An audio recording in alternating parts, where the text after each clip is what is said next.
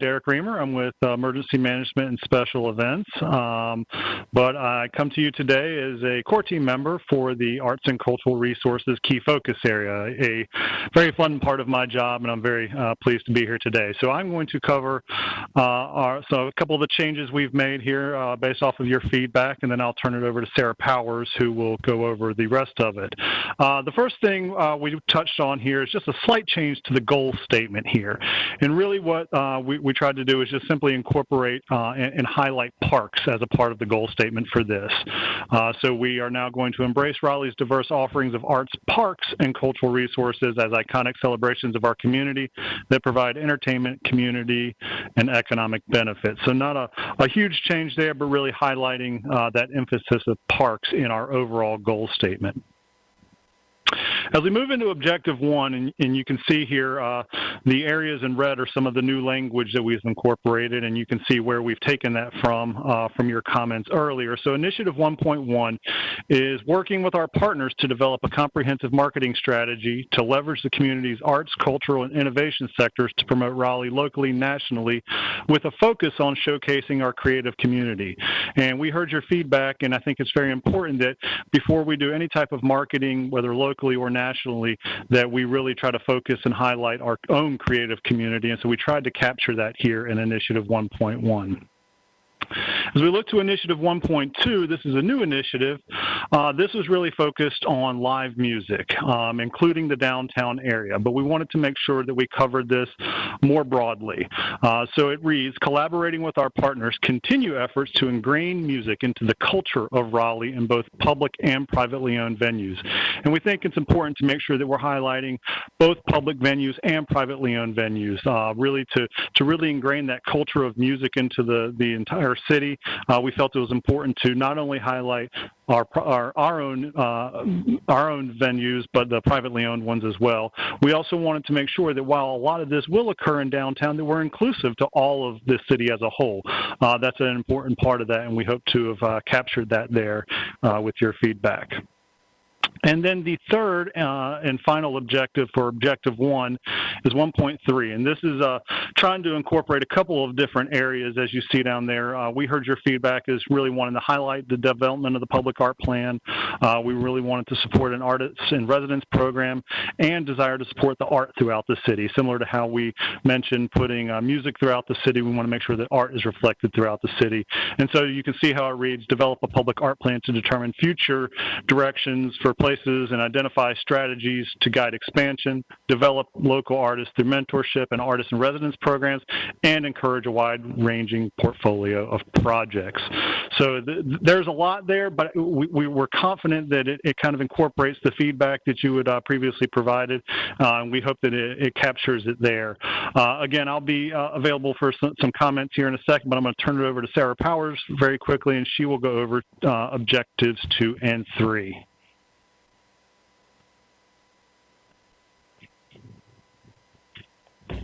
Good afternoon. Let me know if you can hear me because Derek is about 15 feet taller than I am. So I'm going to talk about Objective 2 and 3, which are some of the Objective 2, you'll see some sort of changes and expansion of the language, starting with how we talk about recognizing Raleigh's rich and diverse history in Objective 2. That overall goal now will expand just a little bit to make sure we're really capturing the feedback we heard from you, that there are opportunities to use art and culture to tell our stories, think about our legacy, and as well as start to bring in the history in areas that maybe it has not been told in a way that we all can agree is elevated. And there's lots of opportunity there, especially with Initiative 2.1. We have quite a few wonderful plans for how we use our historic and cultural assets to broaden access to our collective history and stories. Those are sites that we work to develop as parks. They're also how we tell our stories, how we integrate the community's voices through all of our projects, through community engagement, through exhibits. There's quite a bit of work to be done to label our sites, to increase communication, but all with that goal of really making sure we tell everybody's story. Initiative 2.2, we're thinking a little more broadly. That initiative team has done a lot of pilot work in trying to forge those connections through showcasing what we can do when we put art and technology together. We want to make sure we continue business support, grow it, and we also heard a lot your great ideas about how we can expand those partnerships. The creative community is big and broad and open, and there's lots of interaction already, and so how can we further support it? And also that that connection, keeping those sort of similar creative minds, but maybe with different outcomes working together. We added a new initiative to this based on the feedback to preserve and highlight the culture of Southeast Raleigh, explore and implement opportunities to highlight the culture and history of Southeast Raleigh. That's our new initiative in 2.2. This is a whole new objective area. We only had 2 objectives in ACR. We had finished some earlier objectives in the plan, so adding a new one focused on how we use our parks was a priority for the team.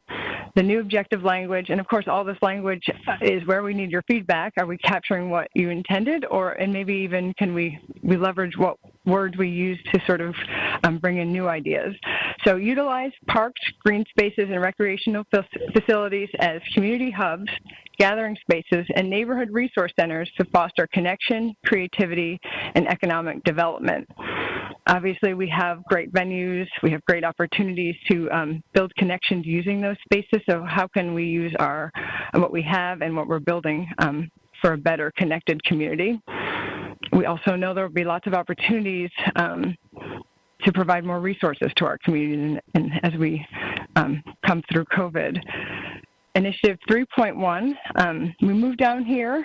It was an initiative under the second objective, but coming under here as we have a parks objective now, especially it is a park, green space, and a recreational facility. And the collaboration is the sort of action word we wanted to highlight. So the only change to that is just making sure we are reporting on and making sure that collaboration with the community is a priority of the team working to build Dix Park. Initiative 3.2 is a slightly expanded goal that has been working for a while on pop-up studios, on how do we use the facilities we have to create new arts and cultural resources. So we want to expand it to include community partners. We've tested some great ideas. We think they can be used in a broader way, but also adding the term recreation. I'm in the Parks Cultural Resource, I'm in the Parks and Rec Department, and we often don't acknowledge that some of the community centers we use are recreational facilities. So that's just the foundation of how we could build on, how we enjoy our spaces as recreation, but also still with that goal of getting it out and across the city, and then representative of what people want. If they want to see their children's artwork displayed, how can we be really responsive utilizing the system we already have? Thank you. And I'm going to turn it back over to Stephanie and take notes. Thank you. So we can pull the presentation down so you can see everyone's faces, and would welcome any feedback that you have about arts and cultural resources.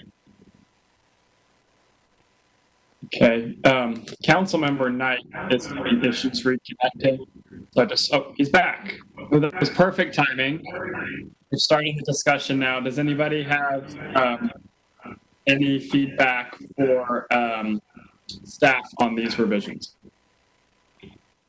Councilmember Branch. Yes, thank you. First of all, thank you all for the work in the draft. I think the only thing that I would like to see in item 1.2, when we talk about live music, the word diverse, ingrained diverse live music. For me, I think other than that, I'm fine. But if we can add that, because that's something I keep hearing throughout the community about diversity of music.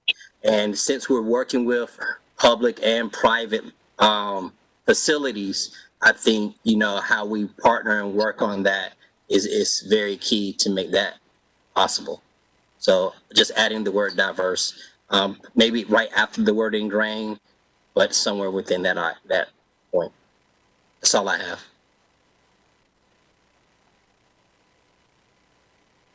Mayor?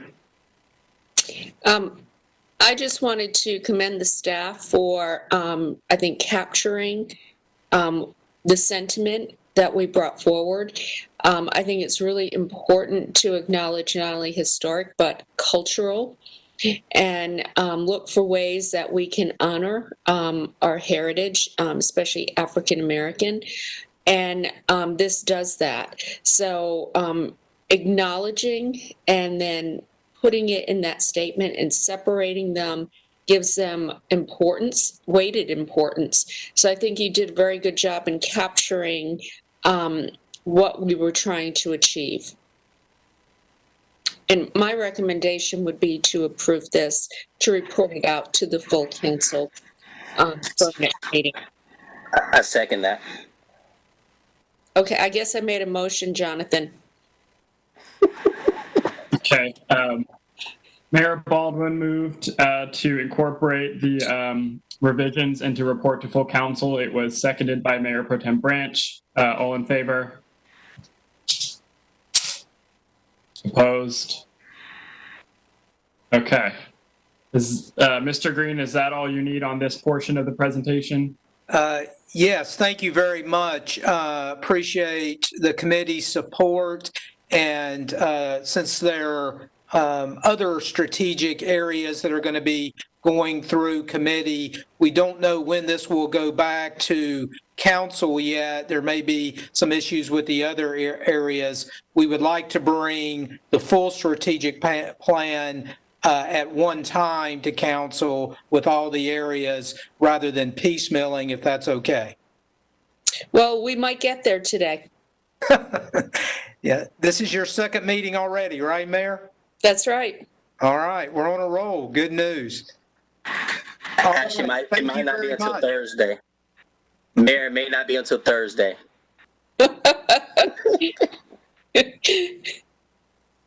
All right.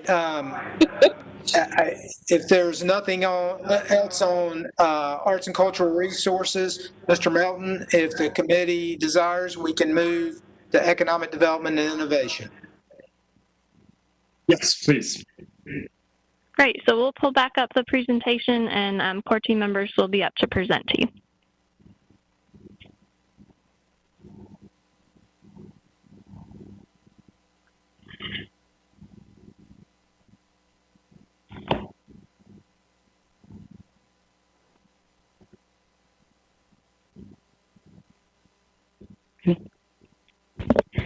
Good afternoon, Chairman Melton, Mayor, and committee members. Veronica Creech, I lead your Office of Economic Development and Innovation. I love talking about economic development and innovation, and what I love about this field is it's a body of success where I can use my social work background, my public administration training, coupled with my own life experiences to help the city live into the vision of prosperity for all. And with that, the goal statement for the EDI pillar is to maintain and grow a diverse economy through partnerships and innovation to support large and small businesses and entrepreneurs while leveraging technology and providing equitable employment opportunities for all community members.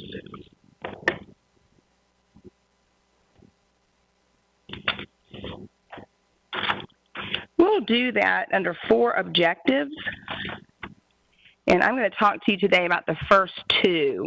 And objective 1 is our staff's effort to capture council's vision in workforce development. So objective 1 is identify and enhance workforce development partnerships and efforts and actively serve as a conduit to residents, businesses, resource partners to attract, retain, and engage a talented workforce of various ages, skill sets, and backgrounds to support a diverse and growing economy. And with objective 1, we have 3. Can I just ask a question?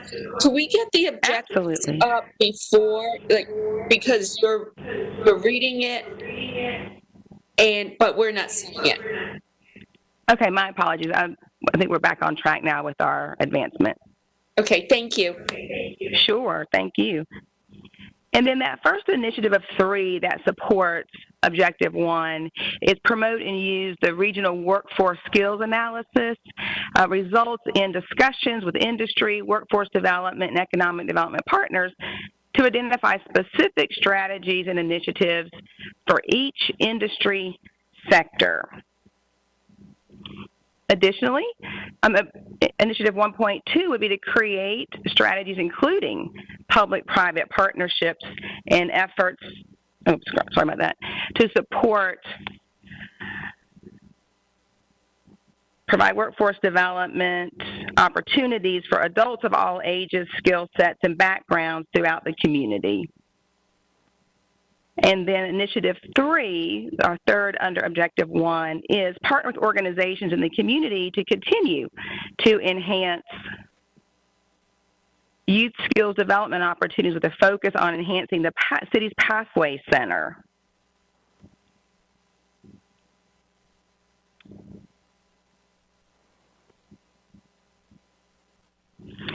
And then Objective 2 is your vision and our commitment to innovation. So for Objective 2, we aim to cultivate an innovative and entrepreneurial culture based on strategic goals. Initiative 2.1, and again, we capture this objective in 3 initiatives. Objective 2.1 is work with partners, including area universities, that encourage and implement creative projects that add jobs and investment in our community. Initiative 2.2 is to consider opportunities for the city to participate as a beta customer to support innovation that promotes business development. And then 2.3, review and assess the regional innovation and entrepreneurial ecosystems to inform the city's role in involvement in promoting innovation across the region. I'm going to turn it over to my colleague. Jim Green's going to take Objective 3. Put this and track this for him. Can you hear me okay? I apologize. I think I had you muted. Yes. All right. Thank you. So, Veronica, thanks. Members of the committee, those were the first 2 objectives dealing with specific areas of workforce development and innovation. I'm going to talk a little about objective number 3 under ED&I, which deals more with business development. And again, as you can see, the objective here was changed, still dealing with business development, but was made what the committee felt was a more clear and concise and direct statement about the importance for the city to develop the strategies and tools that encourage and strengthen business development throughout the community. So that was one change that was made to the objective. For the initiatives under this objective, 3.1 deals specifically with development of what we've always called our toolkit. And Mayor, I know you will remember 5 years ago when we started the strategic plan and focused on the toolkit, we really needed to work on our tools. Since that time, we've developed an incentive policy, we've developed several different grants, but we know there's still more work to be done. So we felt it was important to keep this objective and continue to look at our tools that will help us promote business development throughout Raleigh. Next slide, please. For initiative 3.2, that really gets at making it easier to do business in Raleigh. How can we reduce those barriers throughout the city for economic expansion, and how can we communicate those? This was something that we heard loud and clear from council in earlier discussions, and this gets at looking at our codes, our policies, our process, our development review process. How can we make it more efficient? How can we streamline these different processes to make it easier to do business in Raleigh? You'll see that small business here is called out. That was something that City Council prioritized as well, and the staff team felt it was important to incorporate that into this initiative. One thing that you will see in several of these initiatives is an emphasis on communications. Again, that's something that we've heard from council, whether it's our tools, our policies, a process. How can we more openly and effectively communicate with the business community and make sure they're aware of these tools and they understand our process, our different processes. On item 3.2, really no changes there from what you saw in June. This gets, again, at our partnerships, our P3s. How can we work with universities, nonprofits, and the private sector to assist small business, startups, and minority-owned businesses? Again, this was a priority that we heard from council. As the staff reviewed it, this was actually part of the second objective. We felt it should be moved and recommend it be included under 3.3 because we felt has more to do with that business development. One comment that I would say is that as staff works to implement council's strategic plan, there are items that can fall under several initiatives. An example here, item 3.1 focused on the toolkit, but it could be a tool that falls under 3.1, like a small business loan program that also helps another initiative like 3.3. So while there is some crossover, we really thought it was important that initiative 3.3 stand alone. Next slide, please. The last two initiatives in this area, first one, 3.4, again, no changes from when you saw it in June. Council seemed very supportive of this. This gets back at promoting and strengthening the city's MWB program, our program to contract for services and construction with minority business-owned firms. Council has talked a lot about this from a disparity study. There were questions at the last council meeting that staff's going to be doing presentation on, but we felt this was an important strategic initiative for the city. And again, one thing that you'll see is the importance of communicating our MWB program and letting small businesses, minority-owned businesses know about these opportunities to contract with the city. The final initiative, 3.5, is new and something, again, we heard from council, and that is to focus on recruitment of a corporate headquarters.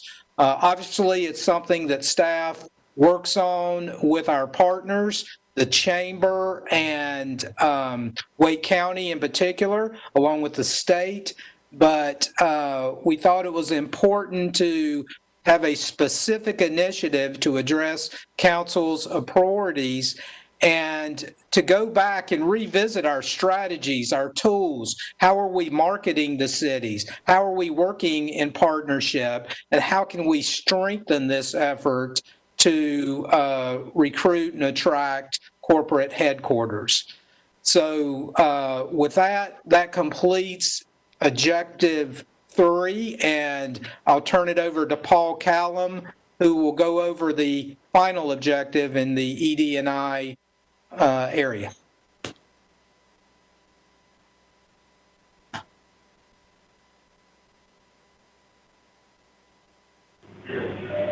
Okay. Good afternoon, Chairman Melton, Mayor, and council members. This is Paul Callum. I'm one of the Assistant Transportation Directors here with the City of Raleigh. And as Jim alluded to, I'll be going over Objective 4 and the initiatives associated with that.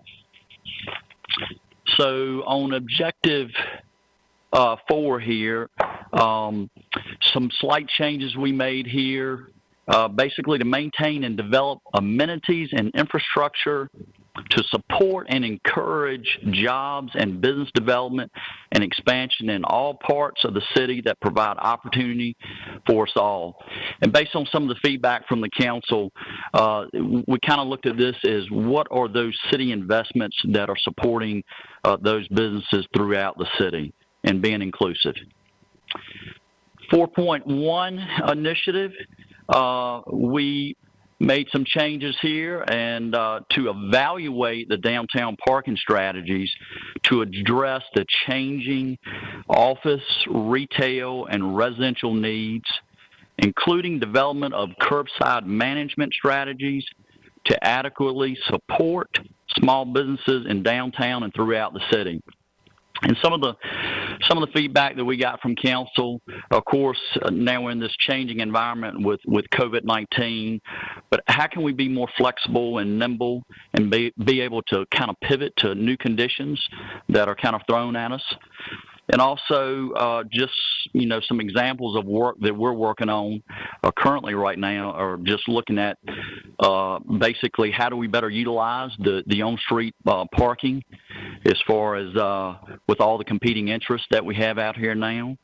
And so again, we're seeing changes in telework, people working more from home. So we're looking at expansion to our residential permit program. So again, this is all kind of centered around parking and again, how we kind of see those evolutions changing over time. 4.2.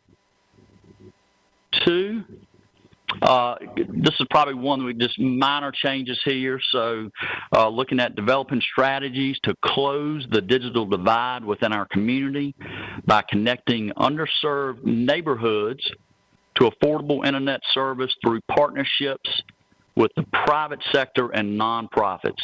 So again, some small changes here, but we want to continue based on the feedback here again from council. We want to continue to kind of broaden those partnerships and closing that gap on the digital divide again in our underserved communities.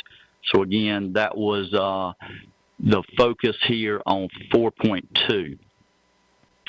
4.3 is partner with the business community to promote and collaborate on inclusive and equitable economic development to encourage strategic business investments to areas of the city where the need for that business exists. And that goes along to, this is actually an initiative that we moved from Objective 2 and we put it here under Objective 4. We just thought basically from the core team that better aligned here with what Objective 4 was trying to accomplish. And of course, we want to look at some of these investments where services are needed, such as, grocery stores, child care facilities, job deserts, outdoor recreation, parks, things of that nature. So again, trying to focus on those services that we need along those strategic investments here. 4.4 and 4.5 are actually two new objectives here. So 4.4, continue to keep the tourism ecosystem and the Raleigh Convention Center, the Red Hat Amphitheater, and the Duke Energy Center for Performing Arts modern, vibrant, and innovative to attract economic generating events to Raleigh. And some of the focus here is, hey, like we say in many departments, we need to maintain our assets. So a focus here is around all of the exciting assets that we have in the downtown area. And then those things that touch those assets. So, I kind of wrote down feedback from the group. Hey, it's all about the customer experience in our eyes. So a sense of place when people come to downtown Raleigh and visit these destinations here. So again, that was a new initiative that the team thought that we definitely needed to have eyes on going forward here. So as far as a recommendation. And then our last initiative here, 4.5, again, a new initiative, and this is review and update the city's priority areas for economic development, for equitable investment and job opportunities throughout the city, and develop strategies that promote these areas and encourage developers to invest in these areas. And again, some of the feedback is, hey, we need to promote our priority areas and then go back and consider evaluating and revamping the data as needed here. So again, that was some feedback that we got from the council. So that is the end of objective 4.5. I'm going to turn it back over to Stephanie here.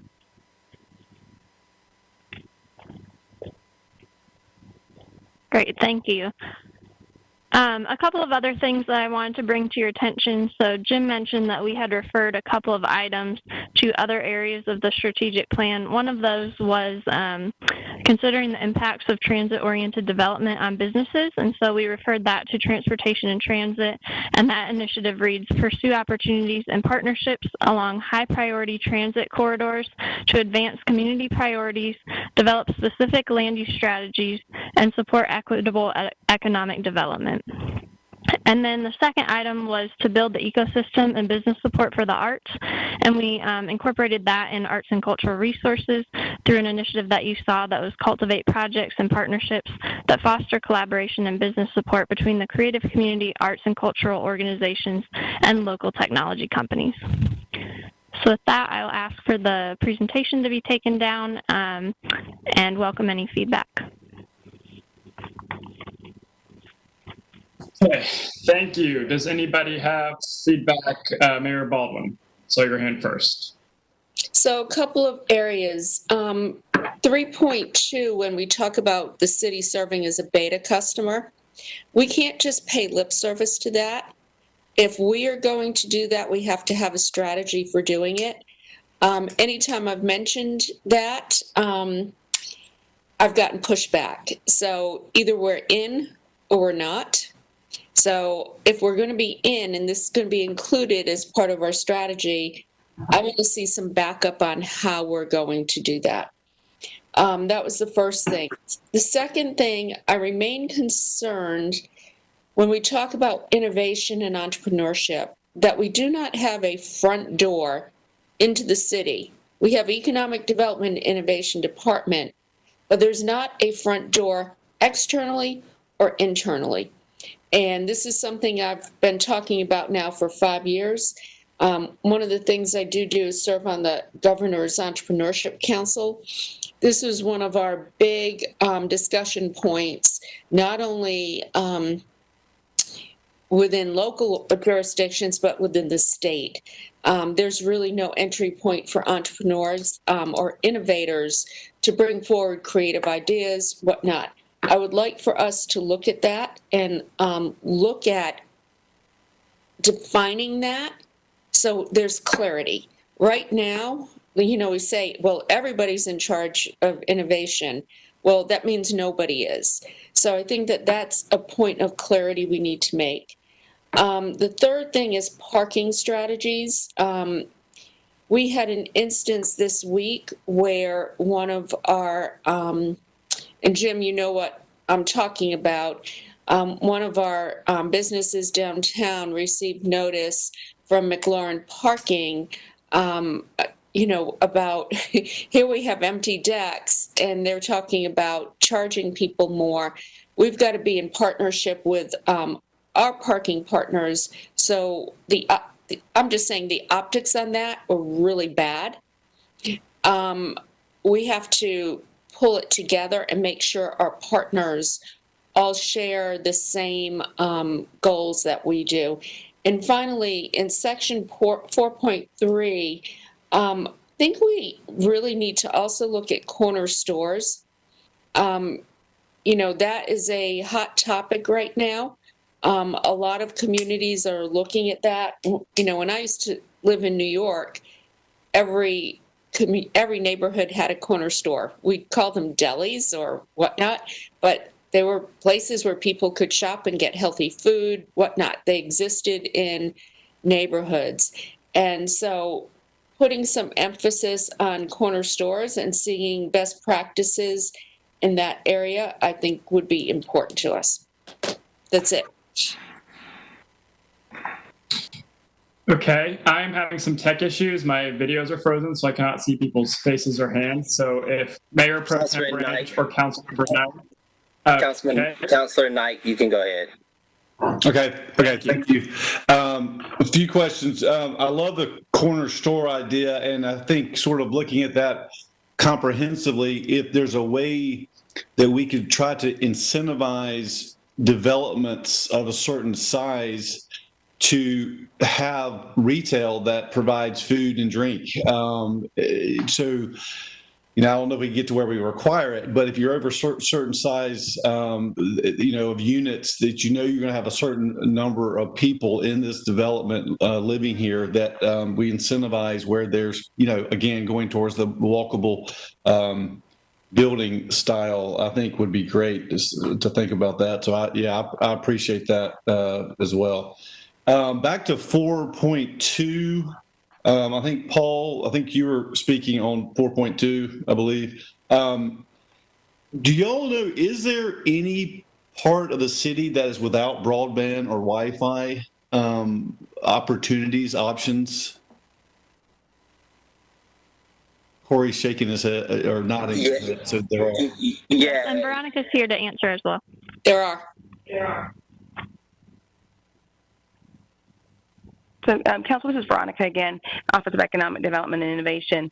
Most recently, in 2019, a report was released that 97% of Raleigh is covered with broadband or internet connectivity.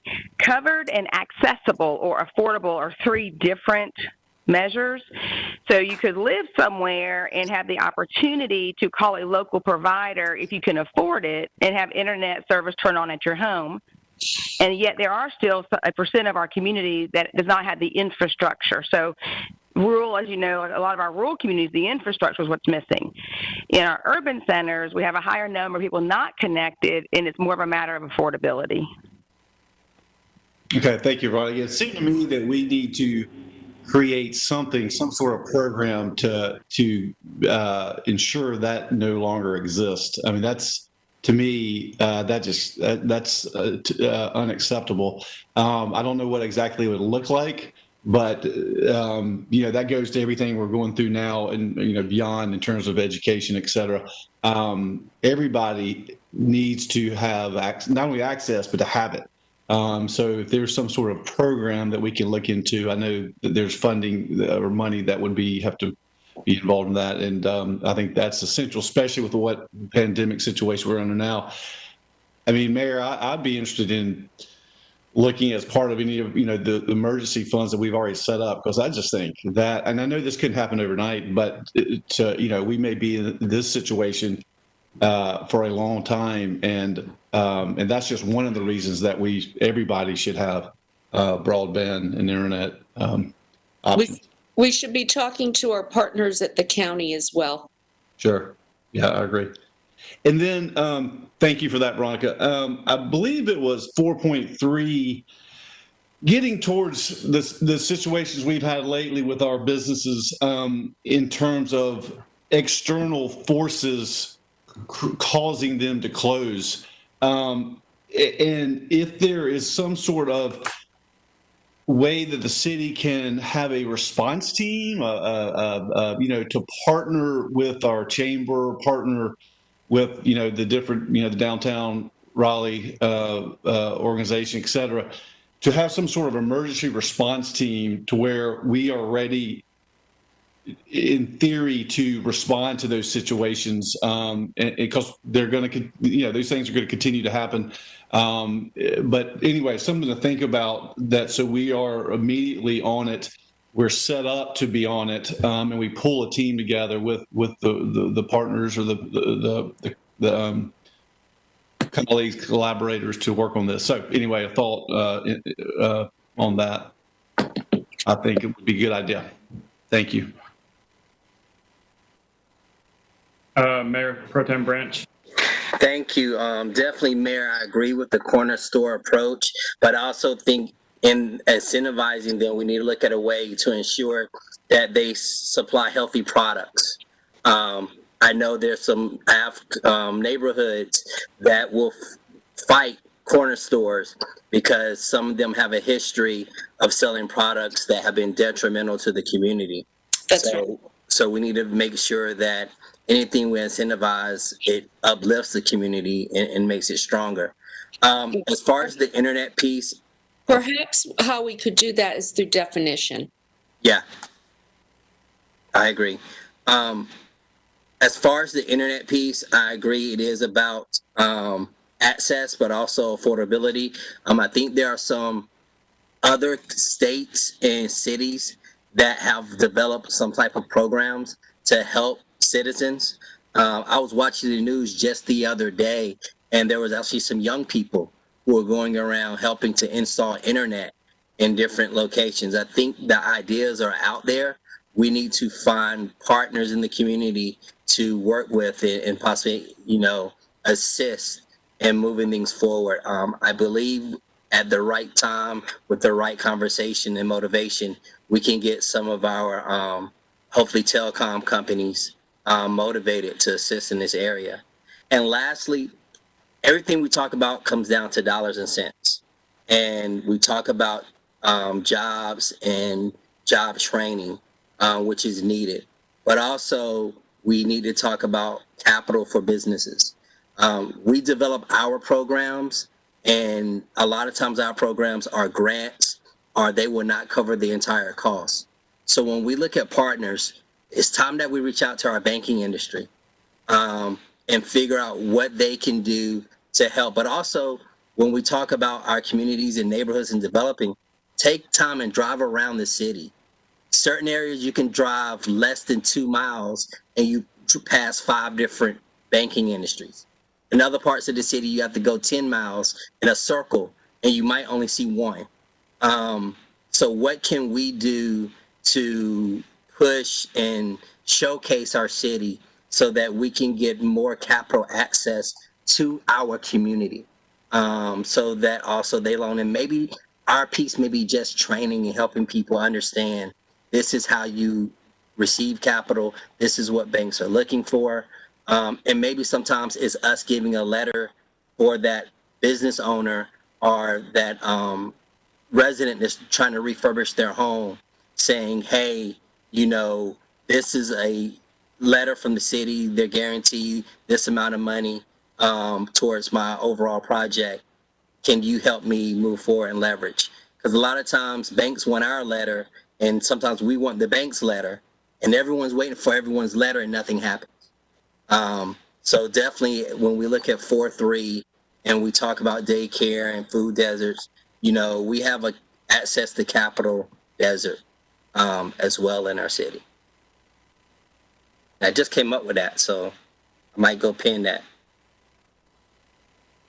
I just have one thing as well. And I'm not sure that this is rolled up in the 4.5 initiative, but the issue of food deserts and corner stores, I think, is really important. I think one thing that is a big barrier in Raleigh and similar situated cities from becoming less car dependent and getting folks closer to the resources they need are the locations of those resources. And you go to places, I'll use New York, for example, because my fiance primarily lives there. You can go down to the corner and get dinner or milk or groceries.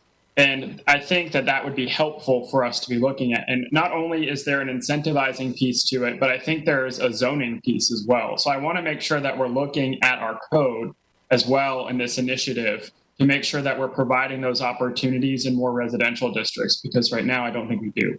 And I think that that would be an unfortunate artificial barrier to be putting up to prevent someone from getting access to goods and resources. And that's all I have. Does anybody have any additional feedback? Mr. Green?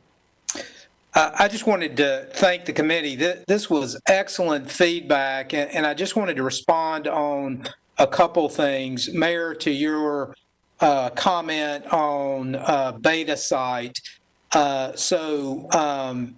Council will eventually approve the strategic plan, and then staff is accountable to you for implementing that plan. So if it is called out in the plan, whether it's beta or whatever the initiative is, I assure you that staff is going to be focused on implementing that plan and communicating and being transparent in where we are. So, and I think you all know we put a cross-departmental staff team together on each initiative to bring in ideas and suggestions from different folks. So we're committed to making sure we work hard to successfully implement and make progress on the strategic plan.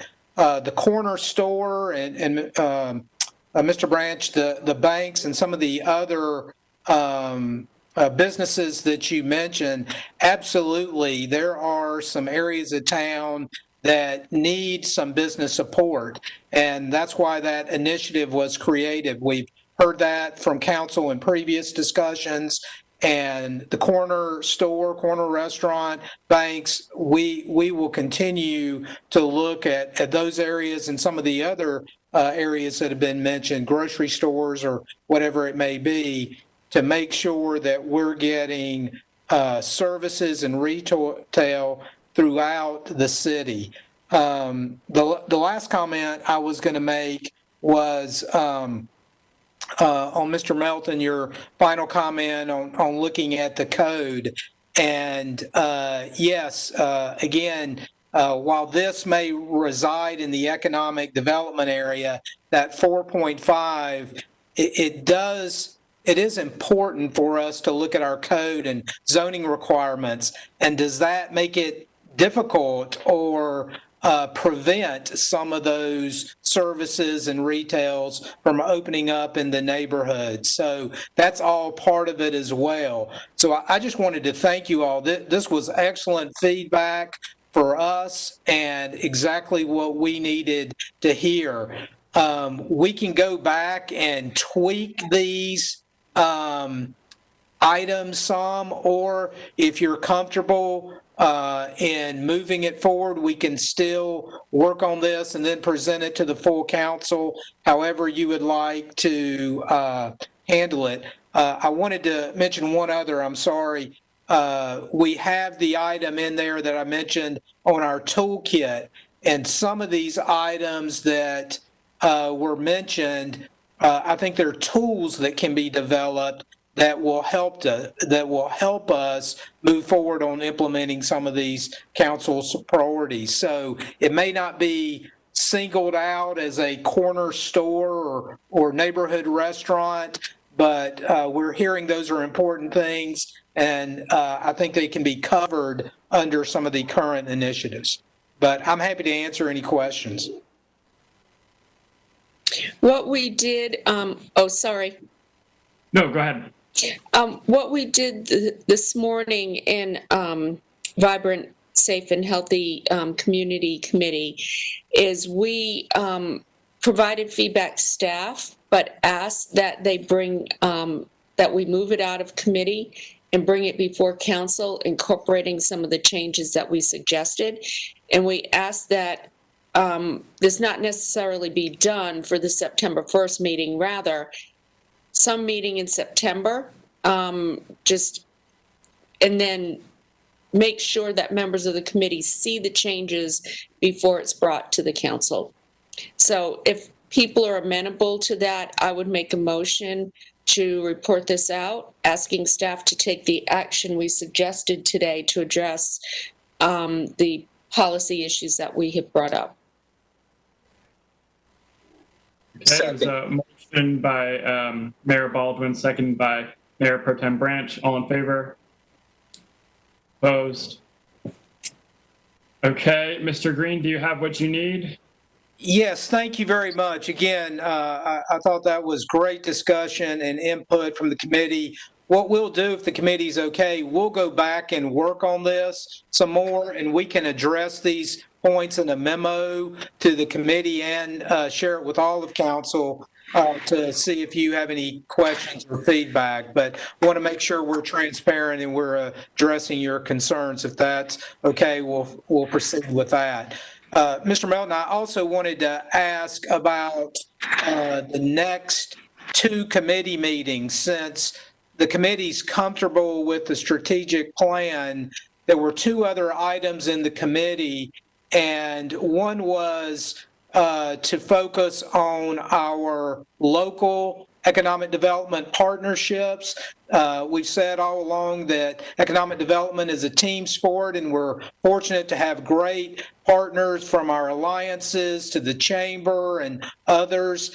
And so Veronica works closely with those partners and has weekly meetings.